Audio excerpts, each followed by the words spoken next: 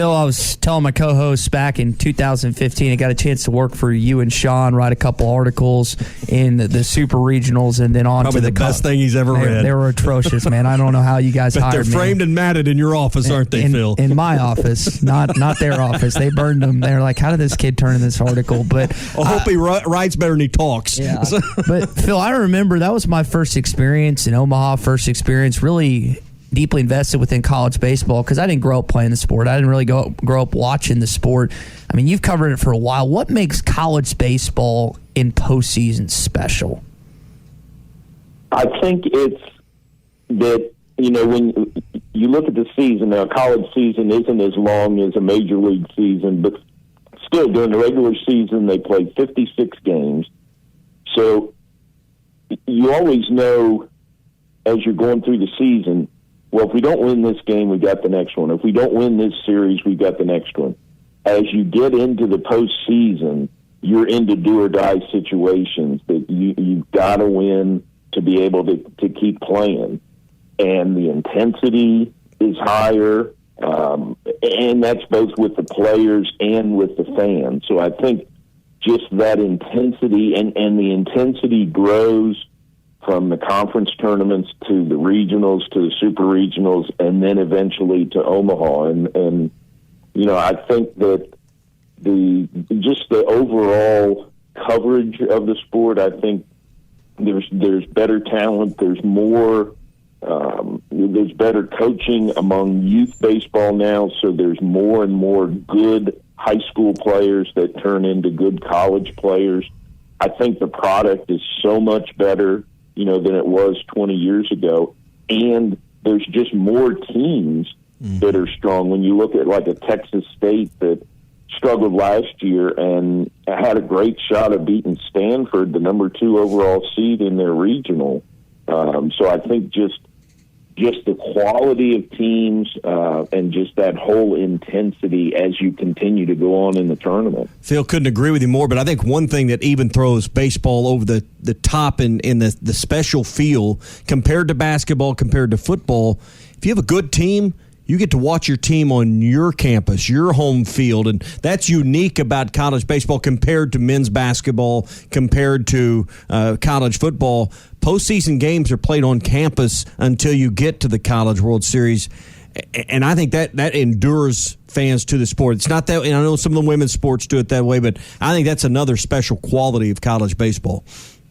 Oh, it definitely is, and I think that is part of what adds to that intensity, that it's not only amongst the players and the coaches, but it's amongst the fans. It was real interesting. 1999 was the first year that they shifted. It used to be that they would have 6 or 18, they would have 16 regionals, and then those regionals would advance to the World Series. They added that super regional round, and the baseball tournament now is one of the few that makes money for the NCAA, and a huge part of that is with those regionals and super regionals being on campus. So through the South, especially through the SEC, through the ACC, where you have strong facilities that are going to bring 8,000-10,000 fans out to the games, it's a revenue generator. And then fortunately ESPN has partnered in to where they're covering all of the games. So the overall exposure is that much greater as well. So, it does add so much to the product. And at one time, when toward the end of the Rosenblatt Stadium years for the College World Series, there was some discussion about, do they want to go to some major league parts and kind of rotate it around. Fortunately, they didn't do that. It's such a big deal for Omaha. It wouldn't be as big a deal if it was in Kansas City or if it was in St. Louis. So that, I think, adds to it as well. The people of Omaha have embraced, the World Series, and fortunately, they're going to keep it there for a long time. If only we could get the SEC tournament out of Hoover. I'm cool with keeping the College World Series in Omaha for Phil, but need to get that thing out of Hoover. We're talking with Phil Stanton, college baseball insider this morning here on the Morning Rush. Phil, let's shift our focus to Chapel Hill. A lot of our listeners don't have a great knowledge of this baseball team that their baseball team is having to go up against. So kind of based on what you know, what is Arkansas facing this weekend in the North Carolina Tar Heels? Well, from a pitching standpoint, they're really, really similar. The numbers are pretty close. A really strong staff. They've got a couple starters that are solid, but they won't hesitate to pull them out in the fourth inning or the fifth inning if they need to. Some really strong arms in the bullpen. The offense all season has been stronger for North Carolina than it has been for Arkansas. So, that may give them a little bit of an edge. But Arkansas had much, much better offense in Stillwater than they had, especially like the previous 3 to 4 weeks. So I think Arkansas is going to need to have that strong offense, maintained this weekend. North Carolina didn't fare as well during the regular season in the ACC. They finished at 500. They were actually the number 8 seed in the ACC tournament, but they ended up winning the tournament, which helped them get a national seed and home field advantage. And they had a really, really strong RPI. This was a year where RPIs and conference standings didn't match up real well, but North Carolina's overall RPI was up in the top 5. They swept a series during the regular season against Coastal Carolina, took 2 out of 3 from East Carolina. So they had played a really, really good schedule. And then, got hot during the last month of the season, and now they're carrying that over into the postseason. Yeah. I'm just looking at North Carolina's stats. I hope I'm not off here, but I'm basing it on the 17 starts and the innings work that Max Carlson and Brandon Schaefer will be their 1 and 2 guys this weekend. Again, great ERAs in the 3s. Tell us about Carlson and Schaefer, who will be the ones that North Carolina relies on to win them a super regional and a spot in Omaha. Yeah, well, it's going to be a bonus however far that they can go. Schaefer is the one that, they're hoping that they would be able to get at least 6 out of him. Both of them are pretty strong with strikeouts, but, Carlson has only pitched 72 innings amongst those 17 starts. So he's not going to go real deep. So, whatever they get, if they could get beyond 5 with Carlson, I think they would feel like that's a bonus. But they've got just some really strong arms, down in the bullpen. And with it being just a 3-game series, it's a little bit better now that you're not looking at potentially 5 games over the 3 days, that you're just looking at 3. So I think for both of the staffs, they're going to be able to plan a little bit better as to how they'll use those arms out of the pen. We were talking about the history between these, or the lack of history between these two baseball programs. It's been since the late 80s since they've met up, and for two programs that, and particularly the last 20 or so years with Dave Van Horn, and then just the history, even before that with Norm DeBryan, North Carolina's baseball tradition is rich. Hard to believe these two paths haven't collided more in the postseason, Phil. It really is. I was surprised to see that as well. You would have thought that they might have met in a regional or a super regional, or even potentially more times out in Omaha. So I think that's another thing that's really great about the postseason. And I know they talk about that with the basketball tournament, when you get some teams matched up that have not faced each other very much. These are two programs that have, had so much success, especially the last 15 to 20 years. Mm-hmm.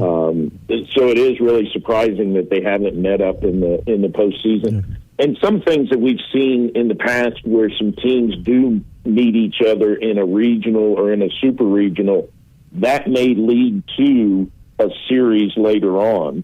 So it may be that, if this is a really good series, 3 close games, maybe later on we do see that they would have a home and home. Yeah.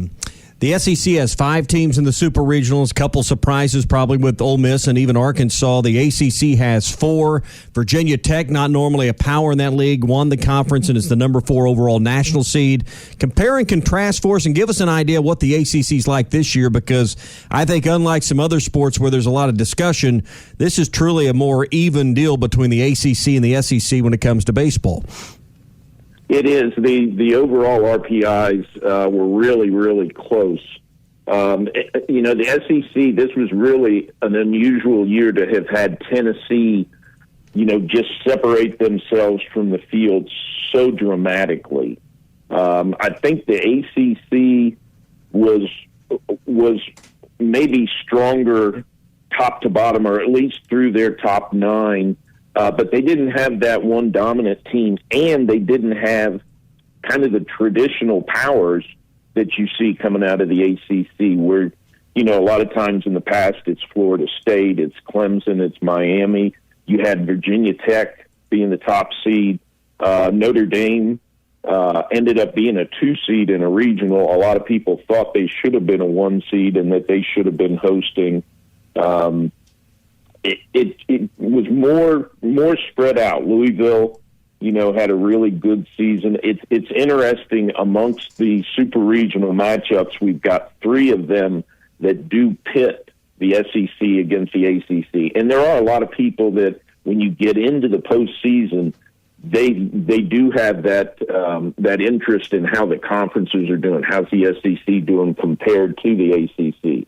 So I think Tennessee hosting Notre Dame, Texas A&M hosting Louisville, and then Arkansas going up to Chapel Hill.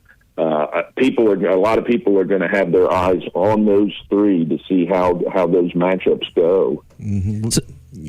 I'm sorry. We see that interconference matchup with in other sports. I think an SEC ACC matchup in baseball where they took a weekend and played non-conference series against these 2 conferences would be tremendous non-conference leading early March baseball. Oh, absolutely. I know every year we get Clemson, South Carolina will play each other.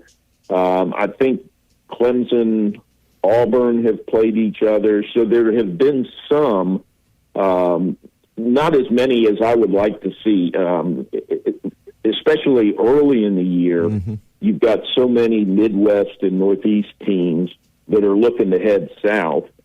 So a lot of the ACCs and the SECs can load up on home series early in the year because there's so many teams that are looking to head that way to better weather for those early season series. But yeah, I would love if somehow they could work out an SEC ACC challenge where there's one weekend where everybody's paired up with each other. I think that'd be fantastic. Phil, last thing before we let you go, you kind of listed the SEC matchups. Tennessee is the favorite to not just get to Omaha, but win in Omaha. But between Auburn, Texas A&M, Ole Miss, and Arkansas, which SEC team do you think of those 4 has a chance to not just make it to Omaha, but maybe challenge for that national title this year? I think Texas A&M would have the best shot. I think they were another one that wasn't playing as well early in the year, but the last 4 to 6 weeks, they've played really, really well. I think just with the balance that they have with their pitching and with their hitting, I think they probably would be the one that would be most likely to challenge Tennessee. The West was tough, where Tennessee kind of ran away with the East. Arkansas was holding that top spot over in the West until that last weekend when Texas A&M overcame them. So I think the West was more challenging through the whole division. So I think with A&M having survived that, they got a really good test in their regional against TCU.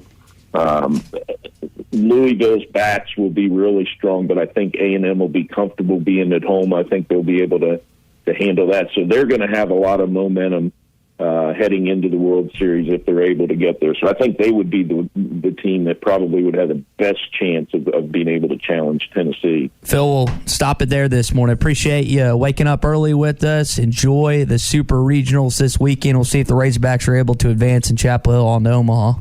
Partners at BetOnline continue to be the #1 source for all your betting needs and sports info. Find all the latest sports developments, including updated odds on the NBA playoffs, fights, and even next season's futures. And don't forget that the MLB is back as well. Who are you picking to win the World Series? BetOnline is your continued source for all your sports wagering needs, including live betting and your favorite Vegas casino and poker games. It's super easy to get started, so head to the website today or use your mobile device to join and use our promo code BELIEVE, that's BLEAV, to receive your 50% welcome bonus on your first deposit. Bet online, where the game starts.